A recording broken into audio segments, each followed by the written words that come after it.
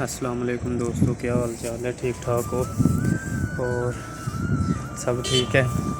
دوستوں آج میں نے سوچا آپ کو سپر مارکیٹ دکھاؤں۔ یہ سپر مارکیٹ ہے دوستوں، یہ دیکھو، یہ جوس وغیرہ بوتلیں وغیرہ لگائی ہوئی ہیں، جوس بوتلیں ہیں، یہ بھائی لگا رہا ہے ٹھنڈے۔ یہ ادھر پورا جبن ہے، یہ جو چنے وغیرہ ہوتے ہیں نا، چنے وغیرہ وہ ہیں، سب ابالے ہوئے چنے جو ڈبے میں پیک ہو کے آتے ہیں نا، یہ سب وہ ہیں، ٹھیک ہے۔ اور یہ ادھر بطاطس لگے ہوئے ہیں، بطاطس بولتے ہیں چپس کو، عربی زبان میں بطاطس بولتے ہیں، یہ سب چپسیں ہیں۔ اور یہ ادھر یہ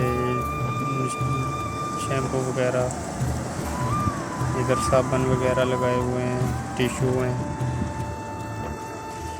یہ ادھر بلیڈ وغیرہ، پیمپرس سب ہیں۔ یہ دیکھیں دوستوں، ادھر بھی بطاطس ہیں، چپس، پیچھے وہ سبزی ہے۔